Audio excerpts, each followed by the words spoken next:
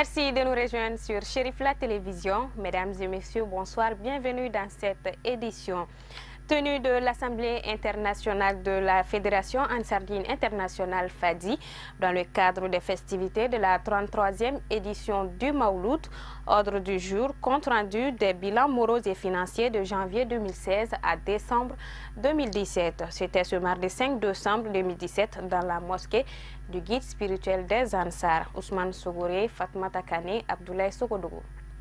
Ordinairement organisée une fois par an lors du Mawlud, l'Assemblée générale de la FADI regroupe les pays membres de la Fédération pour faire le bilan des acquis, défis et perspectives. Nous sommes réunis dans la mosquée Chérifla pour notre Assemblée internationale, qui est une assise qui réunit l'ensemble des pays membres de la Fédération Ansardine internationale sous la conduite et l'orientation de Seyd Cherif Ousmane Madane Aïdara. C'est une assise qui est annuelle. Donc, et elle se tient lors du Mawlud, c'est-à-dire durant le séjour du Mawlud. Donc, le motif n'est autre chose que, en tout cas, d'informer tous les pays membres de la FADI des activités que le Bureau international, sinon les organes dirigeants de la fédération, ce qu'ils ont pu faire comme activité, et les difficultés qu'ils ont rencontrées, et les perspectives et puis les orientations à se donner. Il ressort de cette 33e édition que plusieurs activités ont été menées du Mawlud précédent à nos jours. Beaucoup d'activités ont été menées au cours de l'année. Parmi ces activités, il y a des rencontres, on a tenu beaucoup de réunions et aussi on a fait plusieurs missions également. Les missions, le guide même, a commencé par le guide qui a fait beaucoup de missions, plus d'une vingtaine de missions, à l'intérieur comme à l'extérieur, la famille du guide. Et au-delà des missions également, il y a des événements. Vous savez que durant toute l'année, nous manifestons en tout cas beaucoup d'événements ici. C'est-à-dire il y a les ziyaras, le ziyara de Tamane et puis celui de Donyumana. Il y a les anniversaires. L'activité que j'allais oublier, qui a été une activité spéciale cette année, ça c'est le mois de la solidarité. Le mois de la solidarité, vous, en tant que chaîne de télévision, je crois qu'on ne vous apprend rien par rapport à cela. Beaucoup d'efforts ont été consentis durant le mois d'octobre de cette année également, dans le cadre du parrainage de notre guide Seyd Cherif Ousmane Madane Aïdara, qui a été désigné cette année par les plus hautes autorités comme parrain national. Le président de la FADI, dans son intervention, a surtout exhorté les militants à plus d'engagement afin de suivre les orientations et directives du guide. Autre temps fort de l'assise, le passage des commissions chargées de la gestion du centre de santé et la télévision Chérifla pour édifier les différents participants sur l'état des entreprises. Rappelons que dans le cadre du rayonnement de l'islam, la FADI a fait une recette de plus d'1 milliard 261 millions de francs CFA allant de la période de janvier 2016 à décembre 2017, soit un taux de cotisation de 120% par pays. Voyons à présent l'intervention de certains participants à la dite assemblée. Moi, je suis très comblé par les activités qui sont en train de nous donner ce matin. Concernant les activités que l'Ansardine internationale a réalisées dans l'année, au cours de l'année 2017. Franchement, tout est positif.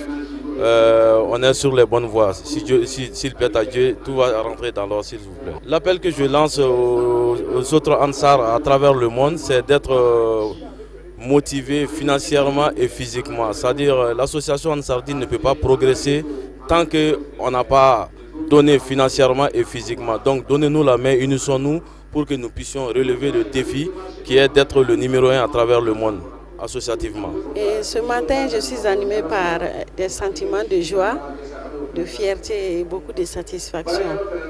Et la joie de retrouver la famille Chérifla, et comme toutes les années, je suis très fière d'appartenir à ce groupe Ansardine qui est un groupe vraiment très bien structuré et les sentiments de satisfaction sont que je suis très satisfaite vu le déroulement du Mouloud, le programme établi et vraiment ça donne une grande satisfaction, Inch'Allah. Je suis heureux de voir cette journée qui est l'Assemblée générale internationale. Vraiment, c'est un regroupement parmi les regroupements de l'Ansardine internationale, ça c'est le plus grand regroupement par an. On a fait la conférence internationale hier, mais aujourd'hui c'est l'Assemblée internationale. Bon, dans cette assemblée, ce n'est pas une assise là où on prend les décisions, mais c'est une assise délibérative. On essaie d'informer les gens sur les grands points et on leur donne également la parole pour que tout le monde donne son avis, leurs suggestions et leurs critiques. En marge des festivités commémoratives du Maouloud, le bureau du NCO au sein de la Fédération Ansardine Internationale s'est réuni ce mardi 5 décembre dans la mosquée de la Fadi à Bankoni. Une occasion de présenter le bureau au public et de faire le bilan des activités déjà réalisées et les projets à venir. Al-Amidou Badini, Djakaridja Dambélé.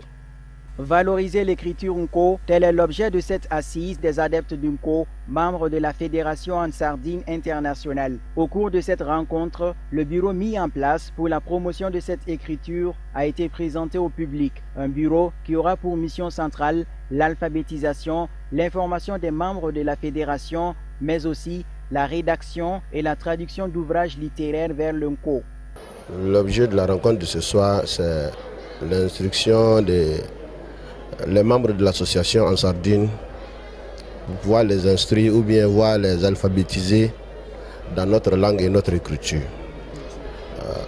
Cette langue est la langue communément appelée la langue malinké ou la langue parlée par les Mandingues, qui est appelée communément Nko. Mais le Nko aujourd'hui, ce n'est plus, bien ce n'est pas seulement une langue parlée, mais elle est aujourd'hui une écriture, et une écriture qui est universelle, qui peut aujourd'hui convoitiser les autres écritures, aujourd'hui qui a aussi la capacité de contenir les termes scientifiques, etc. Il est à noter que certains membres de la Fédération Ansardine Internationale ont déjà traduit des livres en cours et fait la traduction de films dans cette langue. Bon. Il y aura diverses tâches. Il y a l'alphabétisation, l'information, et puis les écrivains.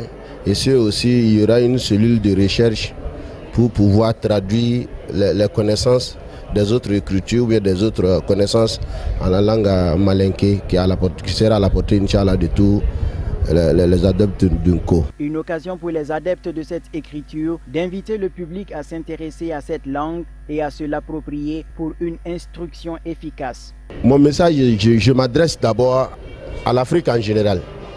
Il y a un adage malinké qui dit « détenir peu vaut mieux que surveiller beaucoup ». L'écriture nous appartient. Nous sommes des Africains.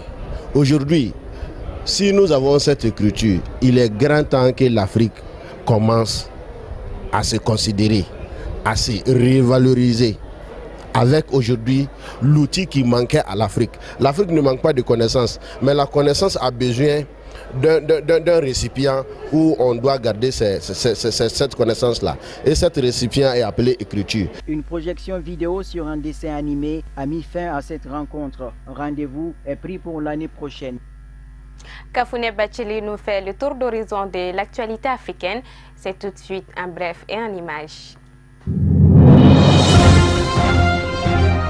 Le facilitateur Benjamin Nkapa était parti pour Dar es Salaam après avoir lancé officiellement le 4e round du dialogue inter-burundais pour une sortie de la crise née de la décision du président Pierre Nkurunziza qu'il a obtenue en juillet 2015. Il avait alors laissé les soins à ses collaborateurs de mener à bon port ces dialogues. Il est revenu à Arusha dans le nord de la Tanzanie qui abrite ces discussions durant le week-end pour se rendre compte qu'elles étaient totalement bloquées. Depuis une dizaine de jours, les deux parties ont bien planché sur les 8 points de l'ordre du jour sélectionnés par son équipe, puis ils ont échangé leurs documents comme prévu. Mais impossible d'aller plus loin. Selon Benjamin Nkapa, ils devraient ensuite se mettre ensemble et sélectionner les points de convergence avant de commencer à discuter de ce qui les divise.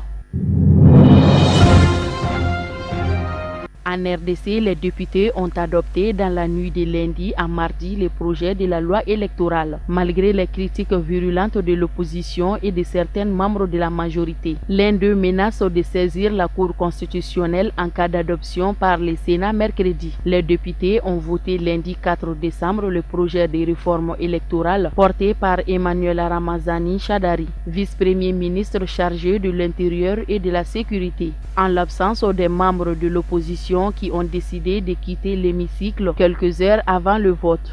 Cible de leurs critiques, la création d'un seuil de représentativité. Pour élire les députés, les partis, regroupements de partis ou candidats indépendants doivent désormais pouvoir justifier un seuil minimum de 1% de suffrages valablement exprimés au niveau national. Les avocats de Khalifa Sall ont déposé une offre de cautionnement afin de permettre aux députés et maires de Dakar de recouvrer la liberté jusqu'à un éventuel procès. Toutes leurs demandes de remise en liberté ont jusque-là été écartées par la justice sénégalaise. Ce mardi 5 décembre, ces avocats ont déposé devant le doyen des juges d'instruction du tribunal de Dakar une demande de liberté provisoire contre cautionnement, une démarche qui fait suite à des précédentes requêtes restées lettres mortes. Depuis mars, en effet, ces avocats ont successivement invoqué des contestations sérieuses contre les poursuites menées à son encontre avant de faire valoir l'immunité parlementaire dont il est censé bénéficier depuis son élection à l'Assemblée nationale le 30 juillet. Le président français Emmanuel Macron entame mercredi matin sa première visite en tant que président français en Algérie, où il sera un ami refusant d'être otage du passé douloureux entre Paris et son ancienne colonie. Le rapport entre la France et l'Algérie doit être un partenariat d'égal à égal, a poursuivi le président français, alors que la question de la mémoire des 130 ans de colonisation et de la guerre d'Algérie pèse toujours sur les relations.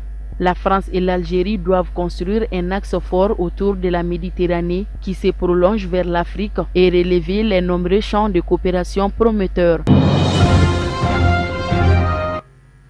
À l'occasion des festivités du Mawlud, Maître Draman Diarra Dioula et ses disciples ont organisé un gala de démonstration des arts martiaux.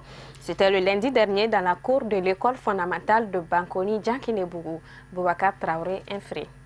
Certaines disciplines des arts martiaux étaient concernées pour ces galas de démonstration, à savoir Kung Fu Shaolin, Taekwondo, Aikido, Shotokan et Yo Kung Fu. Ces galas regroupaient des pratiquants venus de l'intérieur et de l'extérieur du pays pour les festivités du Mawlud.